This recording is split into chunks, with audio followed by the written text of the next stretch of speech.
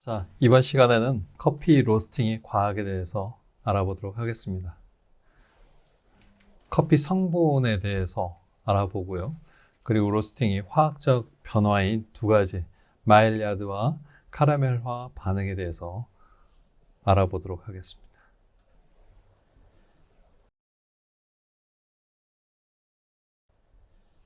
자, 커피의 화학적 성분 변화는 우리가 열을 가하게 되면 이 생두가 마일야드와 카라멜화를 거치면서 원두로 이제 변하게 되는데요.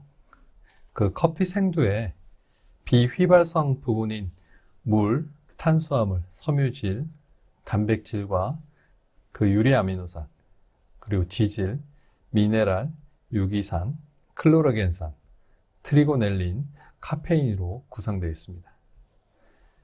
커피 생두에서 발견되는 이런 화합물 중에서 클로로겐산, 카페인, 트리고넬린, 그리고 가용성 섬유, 지질 등에서 나오는 디테르펜은 생리 활성이 높고요. 로스팅 후에 음료의 맛에 중요한 역할을 할 수가 있습니다.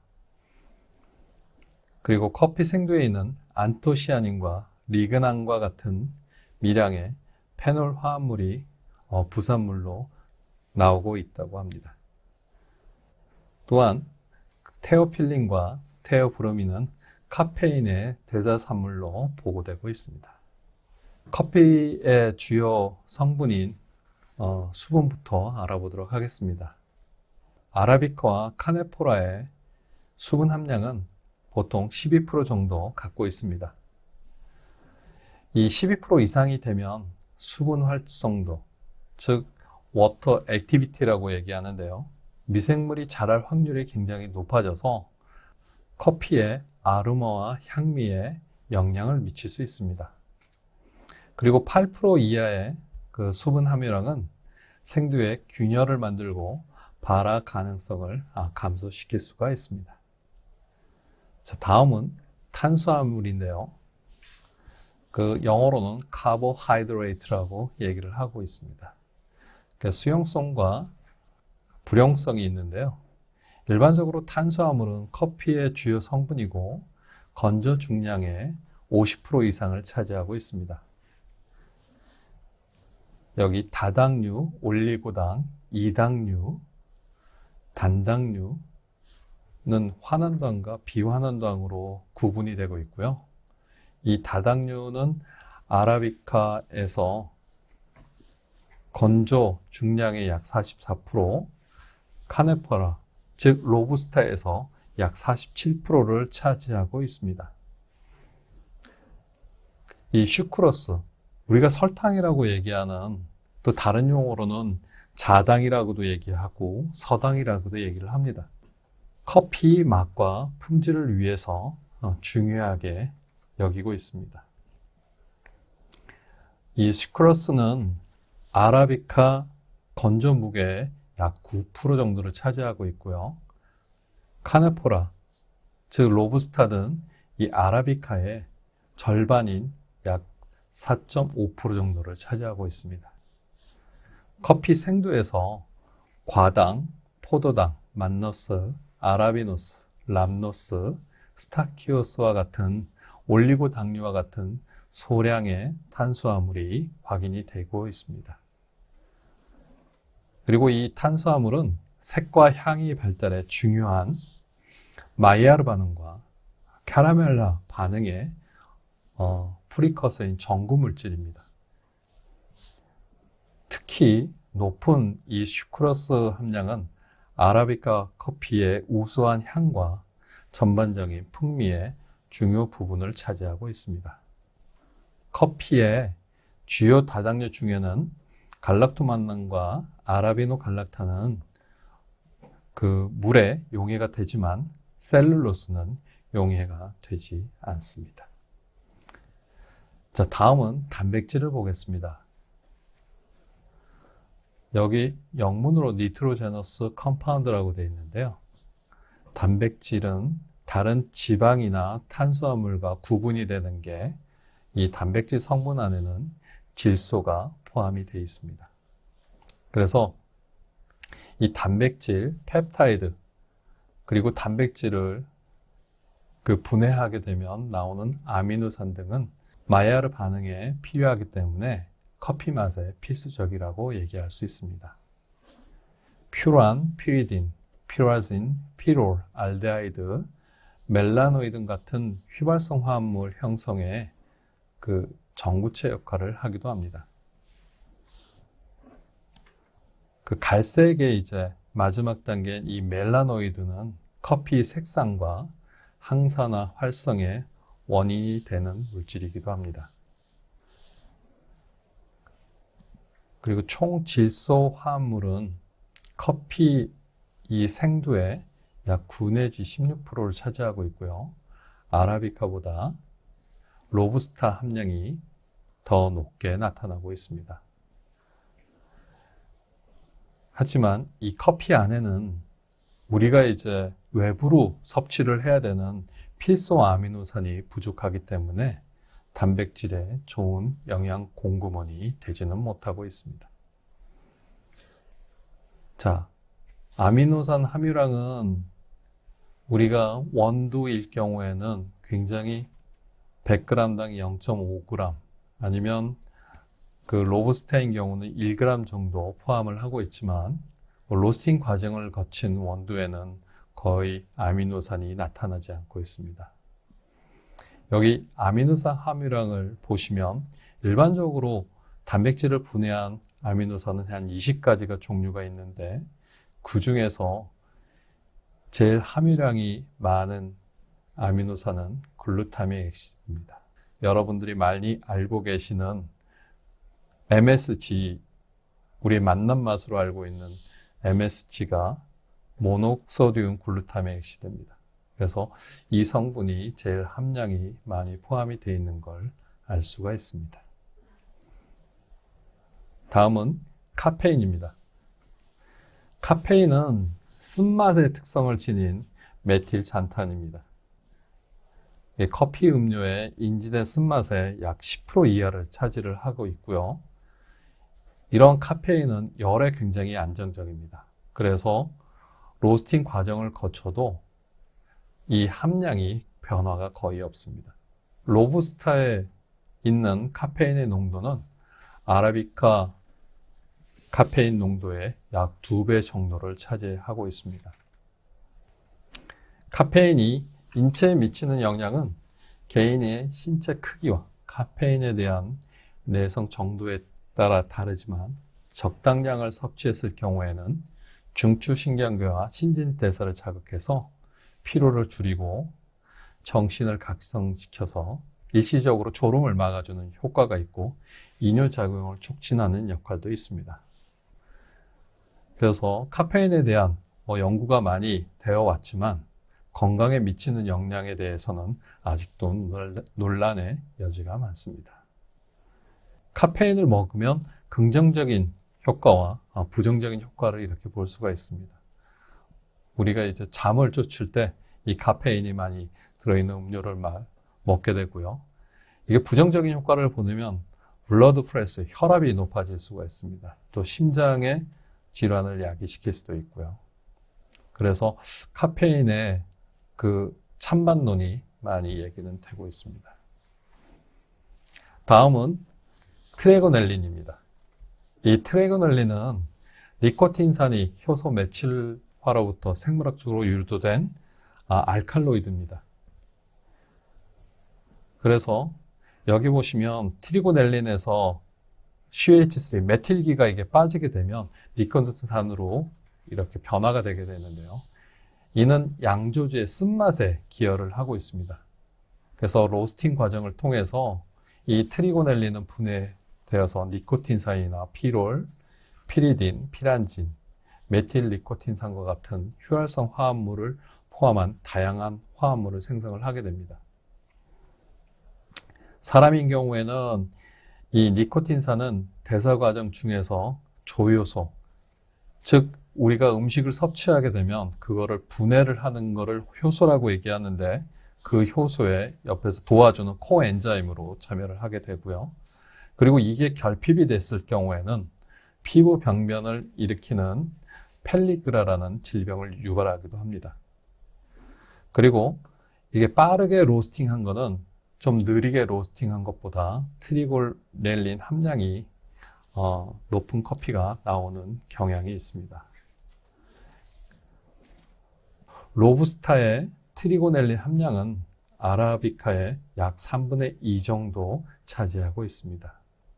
그리고 최근에는 이 트리고넬린이 피토에스트로겐으로 간주가 되어 있어서 연구를 진행을 하고 있습니다. 다음은 지방입니다. 지질은 커피의 주요 성분이고 총 함량은 아라비카 종과 카네포라 종에 따라서 다양합니다. 커피의 지질 성분인 주로 트리글리세라이드. 이 트리글리세라이드는 중성지방이라고 얘기하는 부분입니다.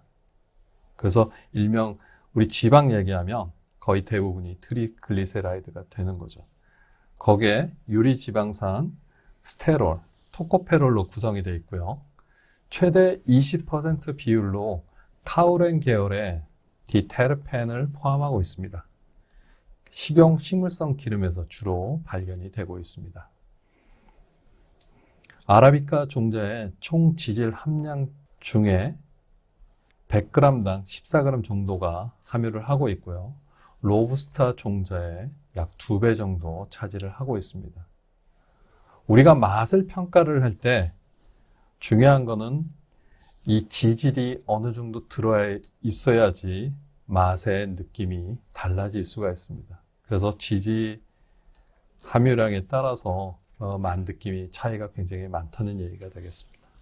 대부분의 중성지방은 글리세롤과 지방산으로 에스테라화되며 20%는 디테르펜으로 에스테라가 되고 적은 비율로 스테롤 에스테라화가 되고 있습니다. 다음은 커피 화합물인 카페스톨과 카웨에 대해서 알아보도록 하겠습니다. 이 두 물질은 아라비카에서 로부스타보다 더 높은 수준의 디테르펜이 발견되고 있고요. 이 디테르펜 화합물은 지용성 물질이어서 여과되지 않은 커피에 존재하게 되고 종이 필터에 남아있게 됩니다. 그래서 이 두 물질인 카페스토렐과 카웰은 항비만, 항암, 항염증과 같은 다양한 기능을 갖고 있다고 보고되고 있습니다. 다음은 지방산입니다. 커피에 들어있는 대부분의 지방산은 불포화 지방산입니다. 그 불포화 지방산은 우리가 포화 지방과 구분이 되는 게 이중결합이 있는 것이 불포화 지방산입니다. 그래서 여기 보이는 리놀렌산, 탄소가 18개가 있고 2개의 이중결합이 있는 리놀렌산, 그리고 올레산 같은 경우는 탄소가 18개이고 이중결합이 1개인 지방산입니다. 그리고 리놀렌산은 이중결합이 3개인 지방산이 되겠습니다. 이러한 지방산이 건강에 중요할 뿐만 아니라 커피를 신선하게 유지하고 중성지방의 가수분해나 산화로 인한 부패 방지를 위해서 굉장히 중요하게 사용이 되고 있습니다. 다음은 무기질입니다. 무기질 중에서 칼륨은 그 분쇄 커피 미네랄 함량의 40%를 차지하고 있습니다. 그리고 그 포스페이트, 이는 커피 성분 중에 약 4% 정도를 차지하는 중요한 미네랄입니다. 나머지 미네랄 함량은 나트륨, 마그네슘, 칼슘, 황을 포함한 약 30개의 원소로 구성되어 있습니다. 이 원소들 중에서 마그네슘 함량만이 그 품종마다 상당히 다른 것을 보이고 있습니다. 커피에 함유된 미량 미네랄은 아연, 스트론튬, 실리콘, 망간, 철, 구리, 바륨, 붕소, 알루미늄 등을 포함하고 있습니다. 커피의 미네랄 프로필은 토양 조성에 따라 다르게 나타날 수 있습니다. 다음은 클로록제닉산입니다. 이 클로록제닉산은 페놀 화합물의 주요 부류로 주로 트랜스, 시나메 엑시드를 퀴닉 엑시드로 에스트라해서 만들어내고 있습니다. 이 클로록제닉산 함량 중에 카페올리 퀴닉산이 전체 약 80%를 차지하고 있습니다. 그리고 이 클로록제닉산은 커피 양조에 떫은 맛, 쓴맛, 산성을 부여를 하고 있습니다. 그리고 이런 클로록제닉산이 많이 함유되면 로스팅 전에 형성된 산화, 분해 생성물로 인해서 좋지 않은 풍미를 생성할 수도 있습니다. 또한 페놀과 카테콜의 전구체로 로스팅 중에 불쾌한 감각을 형성할 수도 있습니다. 로부스타의 클로로제닉산의 함량은 아라비카보다 일반적으로 1.5에서 약 2배 정도 높고 이러한 농도는 품종에 따라서 다를 수도 있습니다. 커피의 클로록제닉산은 항산화 제로 중요하다고 보고되기도 합니다. 그래서 이 클로록제닉산을 함유한 제품이 나오기도 합니다. 여기 보시면 그 건강에 좋다고 얘기를 하는데 그린 커피 빈, 그래서 생두의 높은 항산화 작용과 대사 과정을 증진시킬 수 있고 식욕을 억제할 수 있고 에너지를 높여줄 수 있고 혈당과 콜레스테롤을 낮출 수 있다고 선전을 하기도 합니다. 이러한 커피 화학적 성분들 중에 여러 성분들이 있지만 함량 중에 멜라노이든 함량이 제일 높게 나타나고 있고요. 그리고 솔루블 파이버, 물에 용해되는 섬유질 함량이 200에서 800mg, 그리고 클로로제닉산이 30에서 500mg 정도 나타나고 있습니다. 다음은 커피의 그 화학 갈변 반응에 대해서 알아보도록 하겠습니다. 이 갈변 반응은 크게 두 가지 반응이 있는데요. 여기 보이시는 마일라드 반응과 캐러멜화 반응이 있습니다. 로스팅 되는 과정에 열에 의해서 반응이 일어나게 되면 우리가 알고 있는 신맛의 성분은 줄어들게 되고요. 그리고 점차적으로 로스팅 과정 중에 단맛이 증가하게 됩니다. 또한 쓴맛은 지속적으로 증가를 하게 됩니다. 커피에서 가장 중요한 비효소적 반응은 캐러멜화와 마이야르 반응입니다. 자, 캐러멜화 반응은 질소원이 필요하지 않고요. 단순히 당분의 분해 현상에 의해서 일어나게 됩니다. 그리고 당분과 아미노산이 필요한 마이야르 반응과는 다르다는 걸 알 수가 있습니다. 그리고 이 반응이 일어나기 위해서는 높은 온도에서 발생을 하게 됩니다. 마이야르 반응에 대해서 알아보도록 하겠습니다. 마이야르 반응은 아주 단순합니다. 당분과 아미노산이 가열에 의해서 반응이 되게 되겠습니다. 그래서 이 반응은 1900년도에 프랑스 화학자 루이 까미우 마이야르 박사가 포도당과 아미노산의 하나인 글리신을 가열했을 때 갈색 색소인 멜라노이드를 생성한다고 해서 발견이 되었습니다. 기본적으로 이 반응은 아미노산과 당분이 열 처리된 음식 내에서 결합하는 과정으로 토스트빵이나 스테이크, 커피와 같은 식품에서 향과 풍미를 만드는 반응입니다. 근데 크게 4단계로 구분이 되고 있는데 첫 번째인 마이야르 반응, 두 번째인 아마도리 전이, 세 번째인 스트레이커 분해, 네 번째인 멜라노이든 갈색과 반응입니다. 자, 1단계를 보시면 이 마이야르 반응은 로스팅 과정에 아미노산이 당분과 결합해서 여러 개의 글루코사민 화합물을 형성을 하게 됩니다. 이 첫 번째 단계가 굉장히 불안정하기 때문에 두 번째 반응인 아마도리 전이를 거쳐서 여러 개의 중간 산물을 형성하게 됩니다. 그리고 세 번째 단계인 스테이커 분해에 도달하기 전에 이 소량의 글루코자민이 다른 아미노산과 결합을 하기도 합니다. 이때 우리가 느끼는 커피, 아로마와 관련된 화합물을 형성을 하게 됩니다.